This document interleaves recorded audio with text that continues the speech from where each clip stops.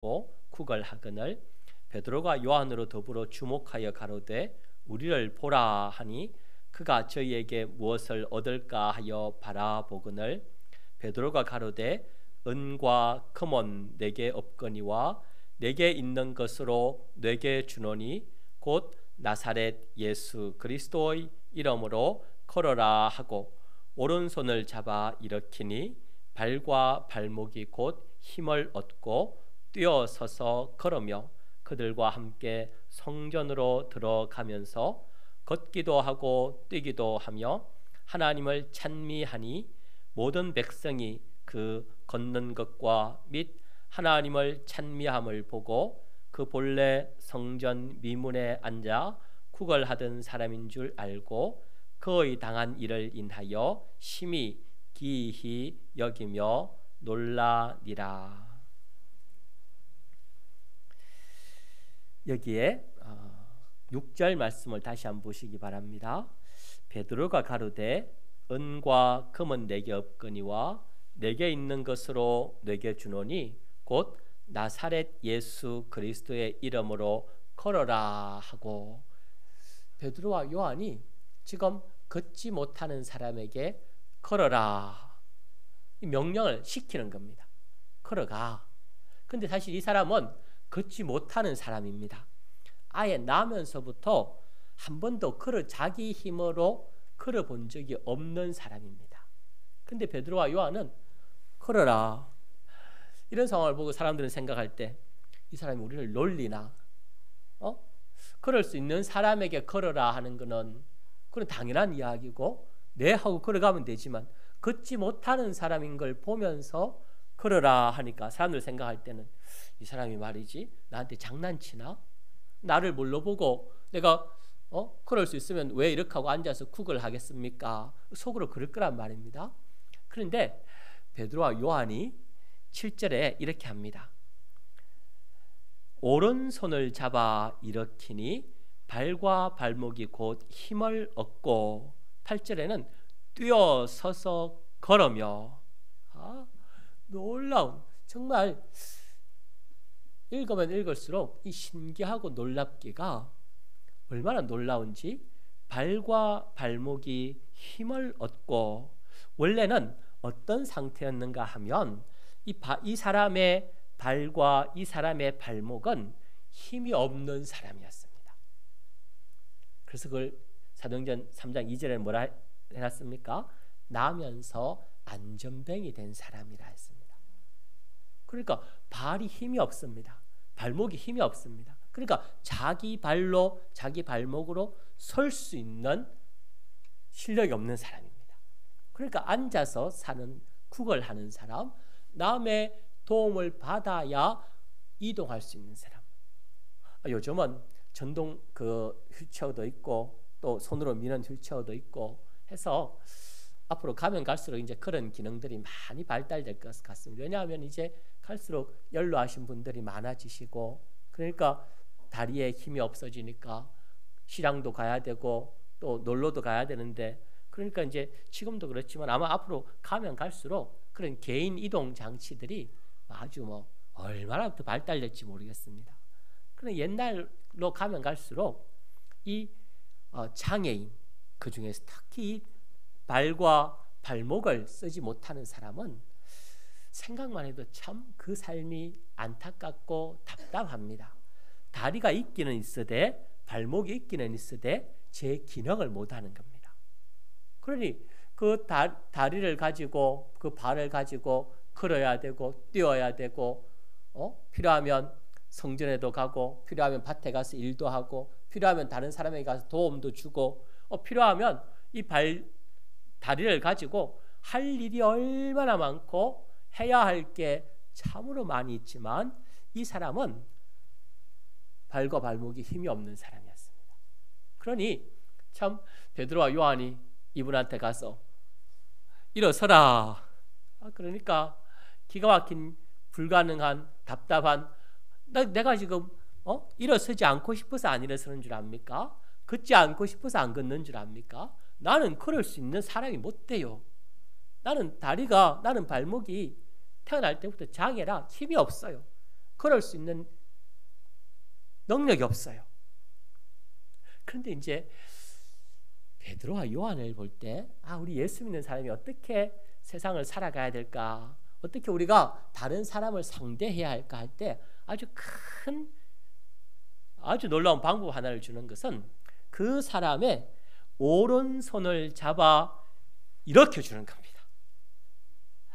이 사람이 머리부터 발끝까지 다 듣지도 못하고 보지도 못하고 말도 못하고 손도 못 쓰고 다리는 못 쓰는 거 말할 것도 없고, 그게 아니라 발과 발목은 힘이 없어서 그 발로 그 발목으로 서지도 걷지도 못하지만, 가만히 생각해 보면 이 손은, 제가 한번 그래서 곰곰이 한번 눈을 감고 한번 상상을 해봤습니다. 이 사람, 이 성전 미문에 앉아 있는 이 남에서 안전병이 된 사람에게 있어서 제일 쌩쌩하고 제일 요긴하게 살기 위해서 아마 말을 잘했을 것 같고, 손으로 이렇게 남이 주는 거 받는 거 잘했을 것 같습니다. 안 그렇겠습니까? 쿡을 하니까, 앉아서 남이 주는 거 쿡을 하려고 하니까 사람이 주머니에 손만 살 때까지 얼른 손 내밀어 가지고 받아야 되니까, 아마 이 손으로 뭔가 받는 데 있어서는 건강한 다른 잘 걸어 다니는 사람보다 아주 이 손의 기능은 탁월하게 발달되지 않았을까. 혹은 남들이 와서 말하고 아이고 참 안 됐습니다, 그래갖고 어떻게 사십니까, 힘들겠습니다, 그걸 말하고 하면은 아마 이 사람이 나한테 좀 이번에 무슨 좋은 걸, 돈을 좀 한 뭉텅이 줄란가, 그 자기의 불쌍한 형편을 이야기하고 말은 아마 참 잘했을 것 같습니다. 대신에 걷지를 못하고 뛰기는 말할지도 당연히 못하는 거 말할 것도 없고, 그랬을 때 베드로와 요한이 딱 가서 보고는 그 사람을 가만히 주목해 보는 겁니다. 그냥, 그래서 저도 여러분도 우리 사랑을 볼 때 휙 지나치면서 사랑 그냥 보면 안 됩니다. 여기 4절에 가만히 보면 구걸하는 그 사람을 보고 베드로가 요한으로 더불어 주목하여 가로되, 이 사랑을 볼 때 저도 그런 경향이 좀 있습니다. 그래서 저는 전에도 한번 고백한 적이 있듯이, 저는 제가 남을 판단한 그 판단을 어떨 때는 저 스스로 신뢰하지 않습니다. 특히 제가 이 결혼 때문에 중요하기 위해서 처녀 총각을 소개하는 게 정말 많았고, 또 그중에서 안 된 경우가 한 8, 90%는 안 되고, 그중에 한 1, 20% 정도 서로 이제 결혼해서 결혼시킨 경우가 있는데, 결혼이 안 된 경우는 제가 가만히 돌이켜 보니까 나는 이 총각이면 이런 처녀가 잘 어울릴 것 같고, 이런 처녀면 이런 총각이 어울릴 것 같다고 제가 판단했는데, 나중에 알고 보니까 전혀 안 맞는 경우가 너무너무 많은 겁니다. 그래서 내가 보고 이 사람은 이런 사람일 거야 라고 평가한 게 틀리구나.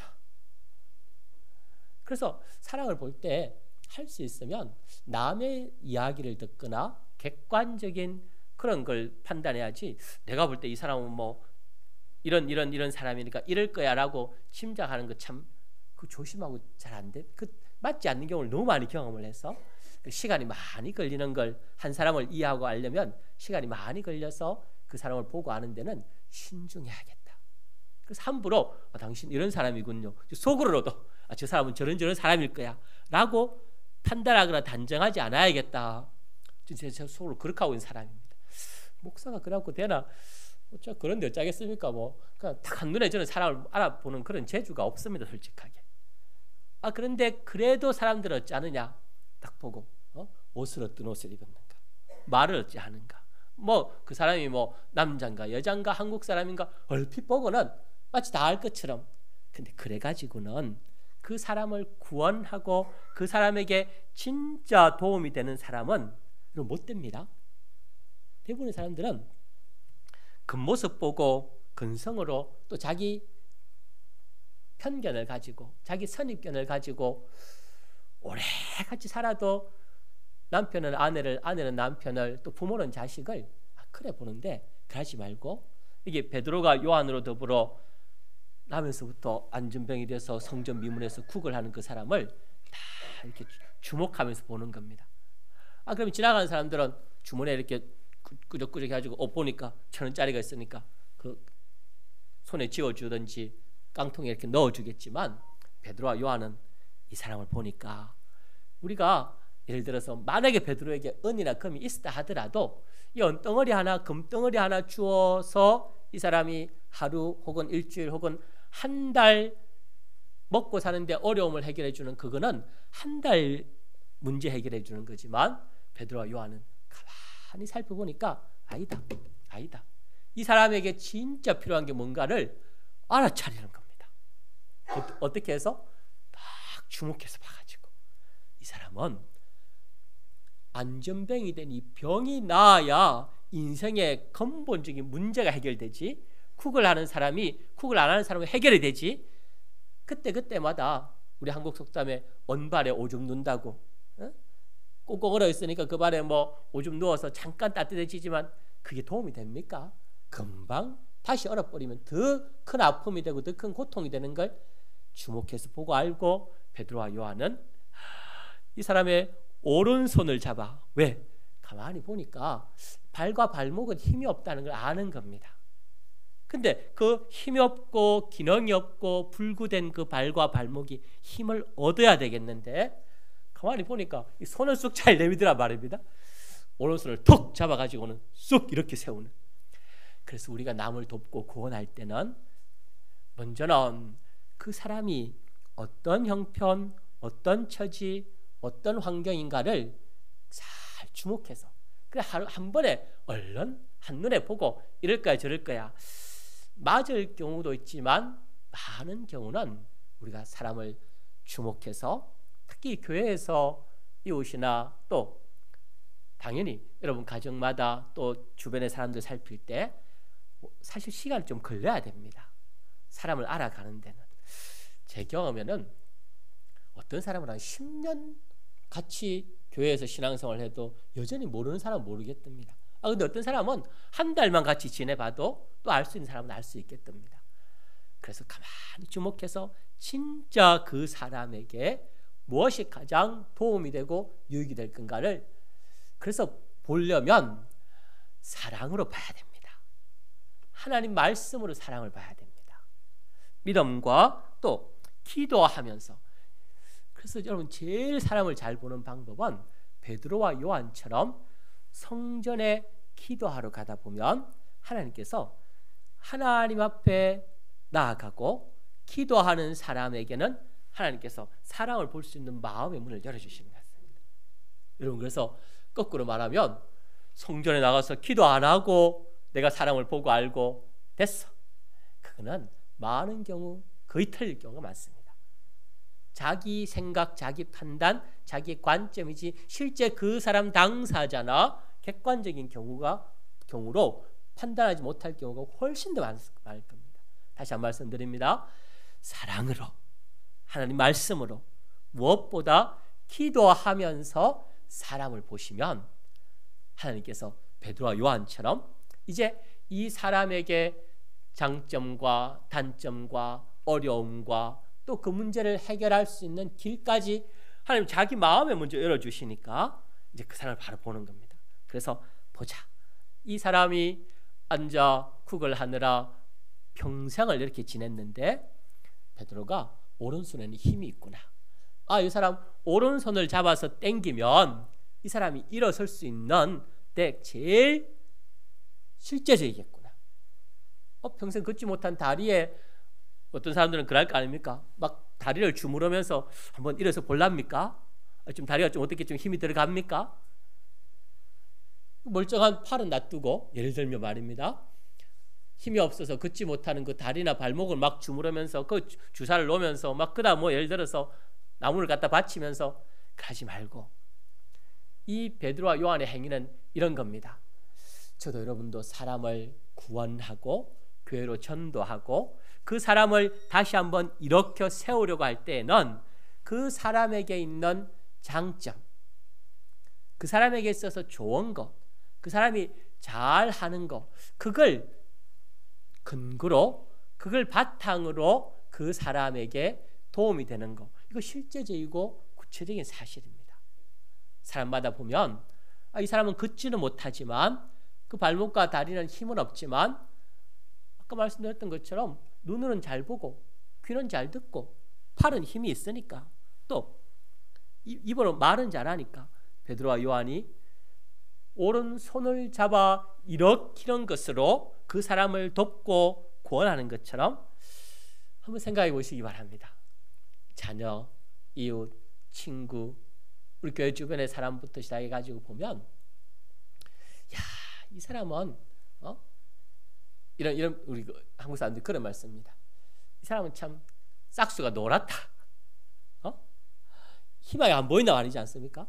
싹이 나는데 벌써 그 떡잎이 노랗게 쏟아 나오면, 야, 이게 살겠나 싶을. 그런데 사람들도 보고 그렇게 말하지만, 제가 제 노트에다 이렇게 적어 보기를, 그래도 사람들이 볼 때 인격적으로, 도덕적으로, 실력으로나 모든 면에 있어서 훌륭하고 탁월하지 못해도, 그래도 그 사람 눈 있잖아. 그 사람 귀 있잖아.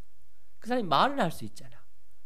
보면 다 사람마다, 각 사람마다의 장점이 분명히 있기 마련입니다.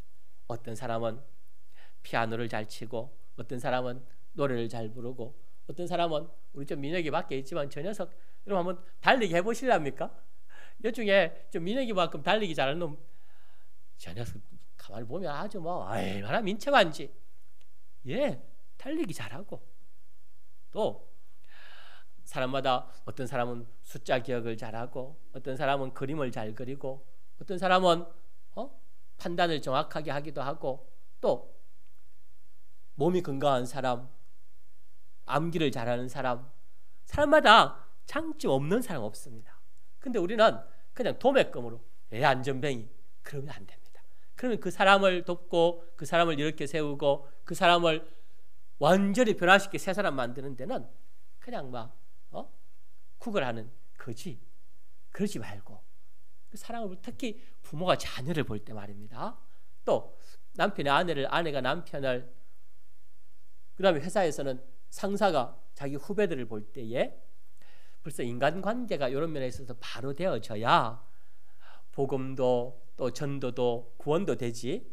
벌써 이런 관계에서부터 벌써 엉망이면 그 사람 말이 그 상대방에게 마음속에 심겨지지 않을 거 아닙니까? 그럴 때 오늘 베드로와 요한이 아주 우리에게 좋은 가르침을 줍니다. 힘이 있고 건강한 오른손을 잡아 일으키듯이, 저도 그래서 사실은 제가 한 사람 한 사람 생각을 해봅니다. 우리 교환이한테, 규성이한테, 또 우리 지금 하늘이하고 지금 그 다 어린이날이라고 아마 당진에 고모집에 다 가 있어서 지금 거기서 예배한다고 그러던데, 체림이한테, 아람이한테 그 어떤 면이 그 오른손에 해당할까?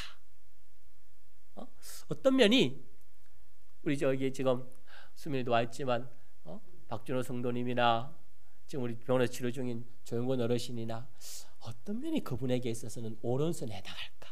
그래서 어떤 면을 잡아서 이렇게 세우면 하나님 앞에서 이제 놀라운 거 제가 말씀드립니다.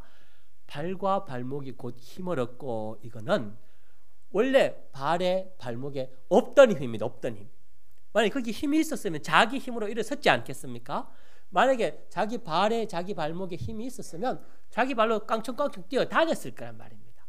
그런데 그 발에, 그 발목에 힘이 없었기 때문에, 있어도 아주 너무 미미해서 스스로 걸을 수 있는 능력이 없던 발이었습니다. 그런데 베드로와 요한이 이 손을 잡고 일으키니까 없던 힘이 그 발에, 그 발목에 쑥 들어가 생기는 겁니다. 이게 병 낫는 겁니다. 이게 기적이고 이게 표적인 겁니다.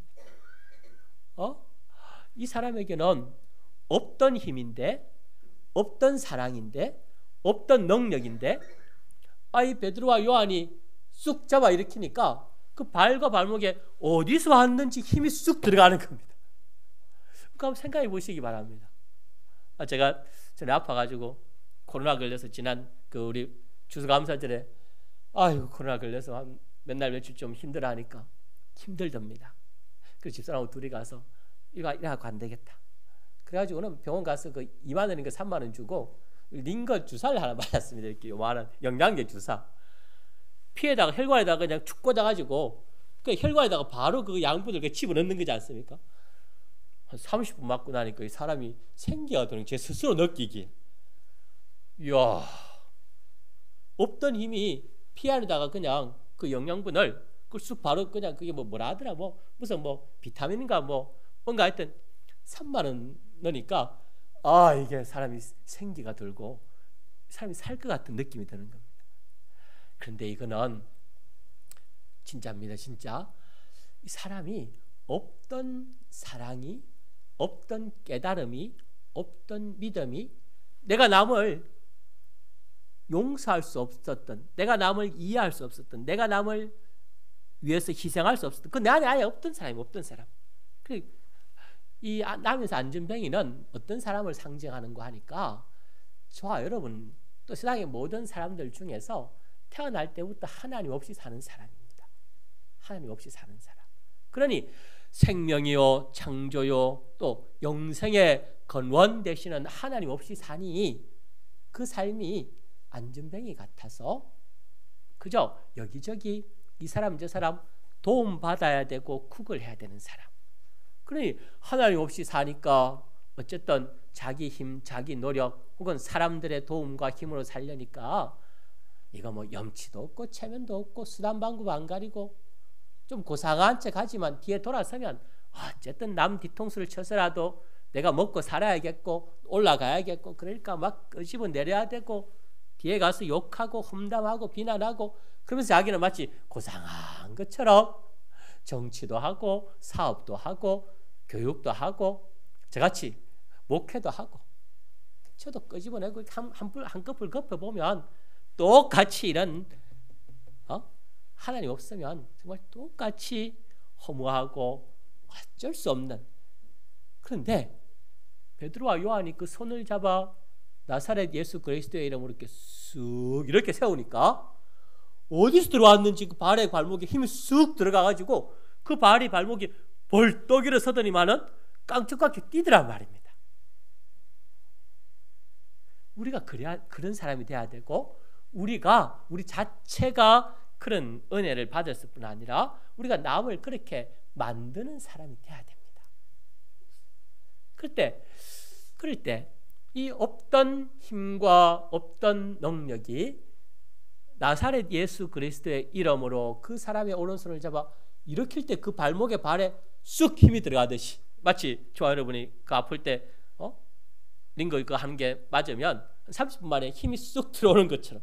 근데 그 힘은 금방 한나절도 못 가는 것 같습니다. 그 힘은 밖에 나가서 뭐 일하고 돌아다니고 그러면 다시 피곤하고 다시 지치는데 나사렛 예수 그리스도의 이름으로 그 능력으로 사람에게 들어온 그 힘은 그 생명은 영원히 그 사람을 떠나지 않습니다.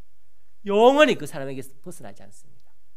도대체 나사렛 예수 그리스도의 이름이 어떤 능력이기에 도대체 그게 뭐기에 한 번도 그 사람 발과 발목에 없던 힘이 쑥 들어가게 하실까?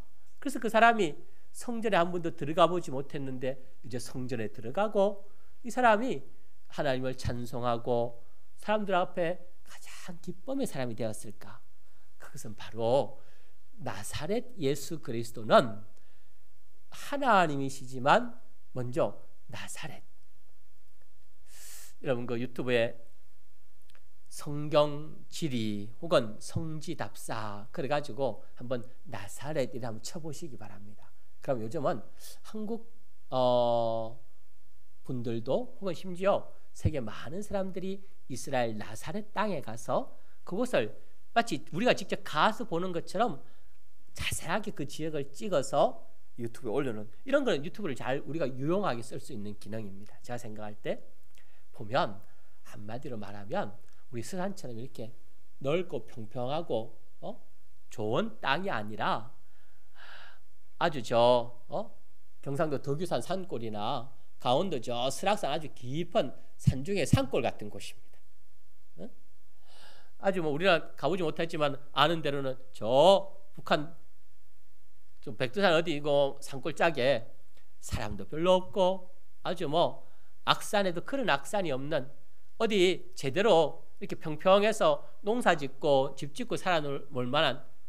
근데 사람들이 막 그런 데라도 어쨌든 살아야 되니까 절벽을 깎고 평지를 조금씩 만들고 크다 그래 집 조금 지어놓고 그래 있는 곳이 나사렛이란 말입니다. 지금은 이제 많이 자꾸 발전하고 해가지고 좀 나은데, 원래 나사렛이란 곳은 참 형편없는 시골, 아주 한적한 그런 곳. 근데 왜 예수님을 나사렛 예수라 했을까? 사실은 그게 멋지게 예수님을 보여주는 겁니다. 어떤 면에서 하늘의 영광과 권세와 부요와 세상을 지은 창조주의 그 주권을 가지신 분이 세상에 오심 자체가 바로 이 세상에 뭐 심지어 왕국에 오셨더라도, 아니 귀족의 아들로 태어나셨더라도 그 삶은 꼭 저 이스라엘 북쪽에 아주 형편없는 깡촌인 나사렛에 오신 거나 마찬가지란 말입니다. 근데 세상에 오실 때에도 하필이면 다윗의 후손이라 했으니 이스라엘 나라를 로마로부터 독립시키면서 나라의 왕권을 차지하고, 어제 여러분 보셨습니까? 영국 그 왕 되는 거. 저는 뭐 잠깐 그 사진 한 장은 봤는데, 왕관을 쓰고 손에 뭐 무슨 뭐 호를 들고 그 막 수많은 사람들이 그 앞에 도열해 있고 14개 영국 연방의 왕이 되는 거, 왕이. 대단하지 않습니까? 그 왕 밑에 세계 14개 나라가 그분을 Your Highness, 그리고 Long Live the King, 왕이여 만세수를 하옵소서. 그리고 그 나라 가는 데마다 그 왕은 가면 진짜 왕 대접을 받는 겁니다. 얼마나 놀랍고 위대합니까? 예수님이 세상에 오실 때 그런 모습으로 왜 못 오셨겠습니까? 왕이 뭡니까? 세상을 지은 창조주인데 아마 하늘의 태양처럼 영광스러운 모습으로 왜 예수님이 못 오시겠습니까? 그런데 그런 모습이 아니라 태어나실 때는 저 유대 베들레헴의 마구간에서 태어나시더니만은 어려서 자라시는 거는 저 이스라엘 북쪽에 아무도 주목하지 않는 그 시골 산속에 있는 마을에서 아버지와 더불어 묵수로 사시는 그 모습. 그 사실 우리가 그런 거, 우리가 하나님 앞에서 죄인 되어서 하나님 은혜 없이 사니까 참 그렇게 낮고 비천하고 가난하고 불쌍하고, 그 예수님이 우리하고 똑같은 모습으로 오신 걸 드러내는 게 나사렛이라면 나사렛. 그런데 그분이 우리가 똑같은 모습으로 이 땅에 오셨을 뿐 아니라 예수란 말은 원래 히브리 말입니다. 히브리 말에 요수아 하는 말을 헬라 말로 옮겨 쓰면 예수 이랬습니다. 그래서 원래 예수라는 말은 구약 히브리 말에 이스야 혹은 그 요수아 할 때 그 말인데, 그 말의 원래 히브리 말의 뜻은 하나님이 구원하신다는 뜻입니다. 그래서 하나님이란 야라는 그 요수와 혹은 이사야 할 때 야를 빼고 그 앞에 예수하는 그 말만 딱 놓고 보면 구원이라는 뜻입니다. 제2위 성자 하나님이 누구를? 저와 여러분을 뭐 하시려고? 구원하시려고 오셨다 해서 그 이름이 예수입니다. 예수. 구원한다. 구원이란 말은 구원받아야 될 형편에 있는 죄인으로 감옥에 갇힌 자처럼, 혹은 병들어서 병에 갇혀 있는 사람처럼, 들어가서 세상에서뿐 아니라 영원한 사망의 지옥의 영원한 멸망 아래 갇혀 있는 사람을 건져내는 게 구원이지 않습니까? 그래서 예수라는 이름은 우리를 구원하는데, 어디서 어떻게 구원하시느냐? 죄로 인해서 사망의 죽음의 영원한 심판에 있는 우리를 예수님은 구원코자 자신이 죄값을 대신 받으시는, 그래서 그걸 대신 형벌 받으심으로 우리의 죄를 사하여 주신, 그래서 대형의 사죄라 하는 겁니다. 그 예수님이 오신 건 다른 게 아니라 이것 때문에 오신 겁니다. 이것 때문에. 왜 예수님 십자가에 못 박혀 죽으시느냐? 이걸 하시기 위해서 오신 분이라 그 이름이 예수입니다. 예수. 우리의 죄의 형벌을, 장문은 축구하다가 아들이 깼는데, 아들이 뭐 돈이 있습니까? 뭐가 있습니까? 아빠가 찾아가가지고 장문과 10,000원을 물어주는 겁니다. 그 축구하다가 장문 깬 놈은 아들인데 그 대가를 지불하는 것은 아버지가 10,000원 내면 창문 깨도 중요한 거는 더 이상 학교에서 선생님이 그 아들한테 학생한테 벌하지 않는 겁니다. 뭐라 할 이유가 없는 겁니다. 왜? 아버지가 갚아줬으니까. 많은 창문가 다 이미 받았으니까 사고를 쳐도 아버지가 다 해결해주고 나면 아들은 그에 대한 책임을 질 이유가 없는 겁니다. 우리가 죄는 졌고 우리가 멸망에 있을 수밖에 없지만 하나님이 그 아들을 우리 대신 보내갖고 우리의 죄값을 우리의 형벌을 대신 십자가에서 다 지게 해주셨으니 하나님 우리를 보실 때 우리를 그냥 보시는 게 아니라 나사렛 예수, 그래 너가 태어나서 죽을 때까지 어떤 죄가 있었더라도 내가 네 죄에 대해서 책임을 안 물어. 왜요? 예수님을 네 구주로 믿지? 믿어요. 그러면 예수님이 네 죄에 대한 책임을 다 져줬거든. 그러니까 너는 이제 더 이상 하나님 앞에 죄인이 아니라 예수님이 이루신 의의 사람이다. 그래서 나사렛 예수, 이제는 그리스도. 베드로가 이 안전병기를 일으킬 때 이 세 가지 이름으로 일으킨 거지 않습니까? 나사렛 예수, 그 다음에 이제 그리스도라 하는 이름은 기름 부음 받은 자라. 그래서 우리를 기독교라 할 때는 그리스도교, 기독교 할 때 이 그리스도 하는 이름은 우리 여러분 잘 아시는 메시아.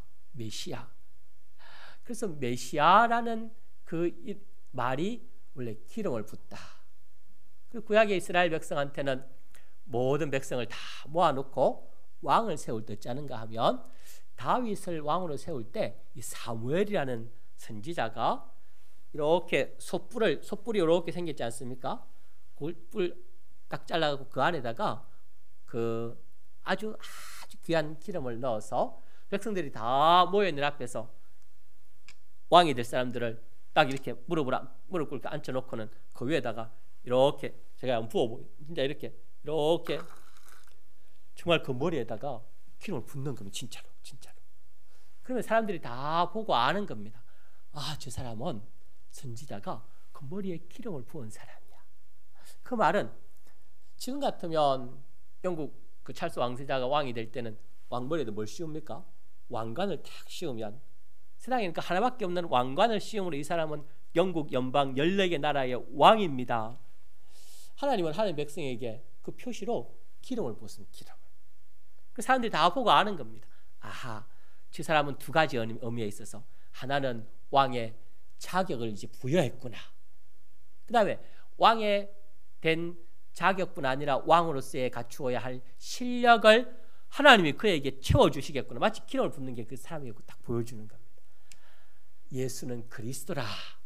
하나님께서 기름 부어 세우신 모든 하나님 백성들의 왕이심을 드러내셨고 모든 하나님과 하나님 백성 사이에 중보가 되는 제사장이 되심과 또 하나님의 은혜와 말씀을 하나님 은혜와 말씀 모르고 사는 사람들에게 가르쳐주는 선지자가 되게 하심이 그리스도의 직분입니다. 이 세 가지 왕이 되게 할 때, 제사장이 되게 할 때, 선지자가 되게 할 때 방금 제가 한 것처럼 실제 기름을 부어서 그 직분을 세웠고 그 직분에 합당한 실력과 능력을 하나님께서 실제 부어주시는 겁니다. 그러니까 사울에게 기름 부어 그가 왕이 되니까 그때 성령이 사울에게 실제 와서 이 사람이 성령의 사람으로 바뀌는 역사. 그리스도가 그 세 가지 직분에 원형되시면 이제 베드로와 요한이 안전병의 오른손을 잡아서 나사렛 예수 그리스도의 이름으로 어쩌는 겁니까? 힘이 없던 그 발에 힘을 쑥 넣어주는 것처럼 하나님 떠나서 하나님과 단절되어 구걸하고 사람 도움이나 받고 남에게 신세나 지고 평생 동안 남을 돕기는커녕 남에게 손 벌리고 살던 사람이 예수 그리스도의 이름으로 자기에게 생명이 들어오고 구원이 들어오고 하나님이 살려주는 하나님과 하나 되는 그 역사가 쑥 들어오니까 이게 그리스도는 이제 제가 이것만 하고 마치겠습니다.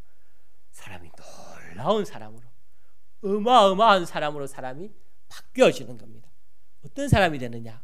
하나님 앞에서 제사장 역할을 할 수 있는 사람, 하나님 앞에서 선지자 역할을 할 수 있는 사람, 하나님과 사람 사이에서 진짜 왕의 직분으로 세워지는 겁니다. 여러분, 우리나라 대통령이 가진 권세가 많지만 그 중에 제가 생각할 때 최고의 권세는 이 사람의 죄를 사면하는 사면권입니다. 법정에서 1차, 2차, 그 다음에 대법원에서 이 사람은 사형이라고 대법원에서 결정을 해도 대통령이 어떤 권세가 있는가 하면 내가 이 사람의 죄를 사하노라. 그 사람의 죄를 지우개로 이렇게 지우개를 지우듯이 그 사람 죄를 싹 치울 수가 있습니다. 대한민국에 딱 한 사람을 할 수 있는 일입니다. 여러분 한 번씩 그런 경험이 있었는지 모르겠지만 저는 아직까지 그런 경험 안 해봤는데 운전면허 같은 거 어쩌다가 취소됐을 때 대통령이 8.15 광복절이나 뭐 3.1절 될 때 한 몇십만 명씩 운전면허 취소된 그거 대통령이 싹 내가 사면해 준다. 사람들이 아주 막 난리가 나는 겁니다. 대한민국이 진짜 5,500만 중에 한 명만 그런 권세가 있습니다. 죄를 지워줄 수 있는. 근데 죄를 없애주는 그게 참 놀랍고 좋긴 합니다. 그런데 이번에 제가 가만히 보니까 제가 그걸 안 느꼈습니다. 그 경남지사 하던 사람이 무슨 선거할 때 개입했다 그래갖고 이제 그 감옥에 갔지 않습니까? 근데 이번에 대통령 되신 분이 이제 그 사람 죄를 없애준 겁니다. 근데 한 가지 안 해준 게 있습니다. 혹시 그 뭔지 아십니까? 복권을 안 해준 복권은. 다시 말해서 네가 지은 죄에 대한 책임은 내가 면해주지만 다시 죄 짓기 이전에 가진 권리로 회복을 안 시켜주는 겁니다. 그것도 왕을 할 수 있습니다. 그거 안 해주면 뭘 못하느냐? 선거에 못 나오는 거예요. 선거에. 정치하는 사람이 선거에 못 나오면 그 뭐 하는 겁니까? 감옥에서 나와본들 뭐 선거에 나와갖고 뭐 지사도 되고 국회의원도 돼야 되는데 이게 복권을 해줘야 제대로 된 회복이 되는 거구나. 다시 말해서 그 사람이 죄인이었고 형벌 받았다가 죄 자체에 대한 형을 탕감해 주는 것도 큰 도움이지만 그래서 이번에 아마 그 삼성 회장도 보니까 그 사면은 해주고 복권을 안 해주니까 제가 혹시 모르면 나중에 저한테 잘못 알면 알려주시기 바랍니다.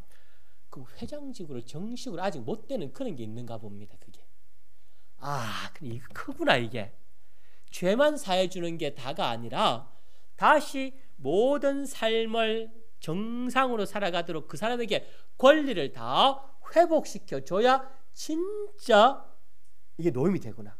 하나님이 우리에게 이런 겁니다. 저와 여러분을 예수님이 나사렛 예수로서 우리에게 죄는 사해줘서 지옥은 안 가게 해주셨는데 어떻게? 다시 하나님의 온전한 은혜와 일꾼되는 하나님과의 관계에서 아무런 그리낌도 없을 뿐 아니라 오히려 하나님이 들고 쓰시고 일하실 수 있는 실력과 자격과 권리를 가질 수 있도록 우리를 회복시켜 주지 않으시면 이 반쪽짜리입니다. 반쪽짜리. 그런데 예수님은 그리스도라 우리가 해야 할 모든 권리와 의무와 역할에 대해서도 온전하게 회복시켜 주심이 어디에 있는 겁니까? 그리스도. 그러니까 단순히 예수님은 우리에게 죄만 사해 주시고 하나님에게 연결시켜 주시는 것으로만 끝나는 게 아니라 우리가 해야 할 일도 우리의 권리도 뭘로? 하나님과 모든 피조물 사이에 가운데서 위로는 하나님에게 은혜를 받아서 밑으로는 사람들이나 이런 식물들이나 마음껏 하나님의 은혜를 나눠주는 거꾸로 이 만물들이 피조물들이 하나님께 나아가고 싶을 때는 스스로 못 나가니까 중보자 제사장이 찾아와가지고 제사장을 통해서 하나님께 나아갈 때 그 예수님이 그걸 보여주지 않습니까? 근데 우리한테 그런 권리를 준다는 겁니다. 얼마나 멋집니까? 하나님이 만물 피조물들에게 사랑을 은혜를 주시려고 할 때는 선지자를 통해서 말씀을 줘야 되는데 선지자를 하나 부르는 겁니다. 그리고 하나님께서 그 선지자 입에다가 하나님 말씀을 줘서 세상에 보내시는 겁니다. 여러분이 그런 사람 되는 겁니다. 왕이 되게 하시는 거. 하나님의 통치를 우리 한 사람 한 사람을 통해서 이 땅에 영원히 이루어 가실 거란 말입니다. 자, 이제 오늘 나면서 안전뱅이 된 불쌍한 사람을 베드로와 요한이 가서 딱 기도하면서 성전에 나아가서 볼 때 그를 주목하여 보아 그가 어떠한 도움이 필요한지를 정확하게 알았고 그에게 실제적인 도움을 주기 위해서 오른손을 잡아 이렇게 세웠고, 이렇게 세울 때 그저 한 번의 일회성이 아니라 나사렛 예수 그리스도의 이름으로 그의 발과 발목에 이제는 다시는 불구자가 되지 않는, 다시는 안전뱅이가 되지 않는 그 힘을 준 것처럼. 그래서 저도 이제 생각해 보는 겁니다. 여러분도 한번 생각해 보는 겁니다. 나는 내가 뭘 가졌나? 내가 무엇을 위해 교회에 나오나? 그래서 기복신앙이란 말 여러분 다 들어보셨지 않습니까? 기복신앙이란 말은 이 베드로와 요한을 만난 안전뱅이의 그 첫 번째 자세입니다. 베드로와 요한은 자기에게 영생을 줄 수 있는 분인데, 이 안전뱅이는 베드로와 요한에게 뭘 구합니까? 은이나 금을 구하는. 그래서 교회에 나오기는 나오되 내가 먹고 살 길이 뭐가 있을까? 내가 도움되는 길이 뭐가 있을까?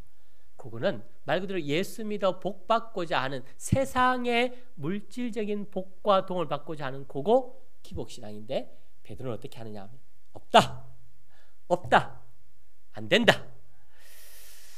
제가 제일 못하는 것 중에 하나가 솔직히 이런 거라 생각합니다.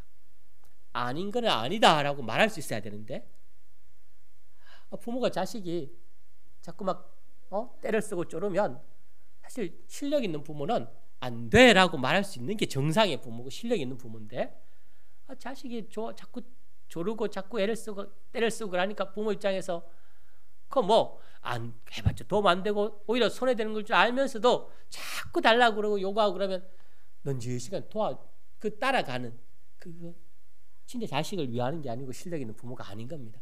아니면 안 돼, 없어, 못해, 그거 틀렸어. 은과 금을 구하는데 베드로와 요한은 나 없어. 진짜 없어서 그랬을까? 있어도 없어, 못 줘, 안 줘. 왜? 그것 저 갖고는 도움 안 되는 거 아니까. 내가 너에게 줄 수 있는 진짜 복, 진짜 은혜는 예수 그리스도의 이름.